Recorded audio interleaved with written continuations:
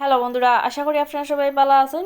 লইয়া আইলাম আমি 31st নাইটের ব্লগ লইয়া। তো মাই কেন মাংস রান্না করা, ফাটার মাংস। আর আজকে আমার ফেসবুক পেজের 1K ফলোয়ার ডান হয়েছে, বছরের শেষ দিন। আর আজকে আমার 1K ফলোয়ার ডান হয়েছে। আর তাই উপলক্ষে পৌলমীর পাপায় আমার সারপ্রাইজ দেওয়ার লাগি কেক লইয়া আইলা হঠাৎ করিয়া। আর আমি জানতাম না তানজিন কেক আনবা, হঠাৎ করি তাই আমার সারপ্রাইজ দিলা কেক আনিয়া। তো এখন আমি কেক কাটাত বইছি পৌলমী আর স্লুকরে লইয়া। স্লুকে তো অধিক অধিক দরাদরি করে, এত কিছু বুঝতে পারেন না, খালি সব কিছুর দরদ। আর এখন আমি সবরে লইয়া এখন কেক কাটাত বইলাম। পৌলমী তো খুবই খুশি, তাই কেকটা পাইয়া তাই খুব ভালো লাগছে এই কেকটা। আর আমি তো ভাবছি না পৌলমীর পাপা আমার এই সারপ্রাইজটা দিবা। তো আপনারা আশীর্বাদে আমি যেন আরও অনেক দূর এগিয়ে যাইতাম পারি, এটা আমার কাছে থাকবা, আমার পাশে থাকবা সব সময়। আর আমি এখন স্লুকরে একটু কেক খাওয়াইয়া দিলাম। আর পৌলমী এখন আমার কেক খাওয়ানোর গিয়ে একটু ডং করে, তাই একটু ফাজলামি করে আমার সাথে। শেষ দিনে 1K হইছে। আর আমি চাই আপনারা সবসময় আমার পাশে থাকতে, আমি যেন আরও অনেক দূর এগিয়ে যেতাম পারি।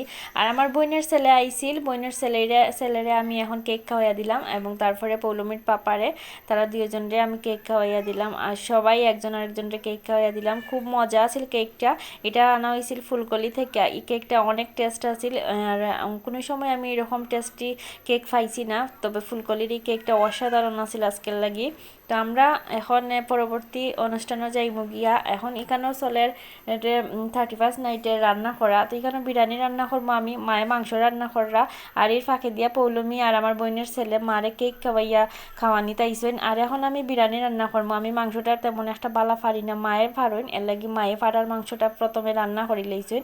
আর এখন আমি বিরিয়ানির লাগি পেঁয়াজ ভাজি লইলাম কড়াইয়ের মধ্যে। আর তারপরে চালগুলা দিয়া আমি মাংস টাংস দিলাই মার। এদিকে লুকে দেখুন কেকটারে পাইয়া হে মনের সুখে খাওয়া আরম্ভ করছে মার কুলো থাকিয়া। তার খুব ভালো লাগে এই কেকটা খাইতে। আর এখন আমার বিরিয়ানি রান্না শেষ হয়ে গেছে, প্রায় হয়ে গেছে। এখন আমি এগুলারে ডাকিয়ে দিলাইমু। 31st night. আর 12টার পরে পৌলমীর পাপার জন্মদিন, কারণ বছরের 1 তারিখে পৌলমীর পাপার জন্মদিন। এই উপলক্ষে আমরা কিছু সারপ্রাইজে রাখছি পৌলমীর পাপার লাগি। তো পরবর্তীতে আপনারা এইটা দেখাইমু।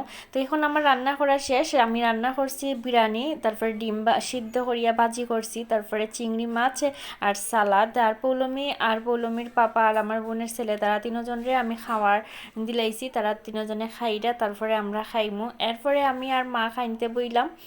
12টার আগে আমরা সব কিছু শেষ করার চেষ্টা করলাম, কারণ 12টার সময় পৌলমীর পাপারে সারপ্রাইজ দিতে দেওয়ার লাগে। এখন আমরা সারপ্রাইজ দেওয়ার লাগে আইলাম। পৌলমীর পাপা তো কিচ্ছু বুঝতে পারো না, এখন বাজে রাত 12:30। তাই ঘুমাই রইছেন। আর হঠাৎ করিয়া আমি তাইনের চোখটা বান্ধি লেছি, তাই কিচ্ছু বুঝতে পারছি না। আর ড্রয়িং রুমে আমরা সব কিছু রেডি করিয়া রাখছি তানরে নেওয়ার লাগি নিলাম। আর এখন আমি তাই চোখ বান্ধিয়া তানরে লইয়া আমরা সামনের রুমত যাইরাম, দেখি তাই কিতা করইন। আর পৌলমী আর স্লুকরেও লইয়া যাইরাম। তাই তো অবাক হয়ে গেছেন, তাই অন্ধ মানুষের মতো হাঁটা শুরু করে দিয়েছেন। পৌলমীর পাপাই কিচ্ছু বুঝতে পারে না আমরা এখন কিতা করলাম, তবে মনে মনে কিছুটা আইডিয়া করা যেন আমরা কিতা করতে যাইলাম, কারণ তার জন্মদিন যেহেতু তার সারপ্রাইজ এটা দেওয়াই লাগে।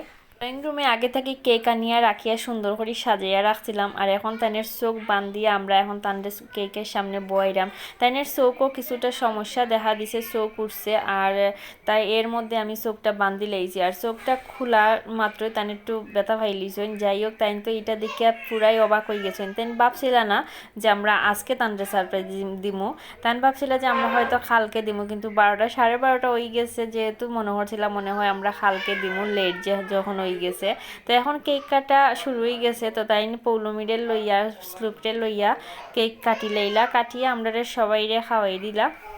গাইস, আজকের মতো আমার ব্লগটা শেষ করলাম। সবাই ভালো থাকবা, সুস্থ থাকবা, আর অবশ্যই আমার চ্যানেলটা সাবস্ক্রাইব করবা। ধন্যবাদ।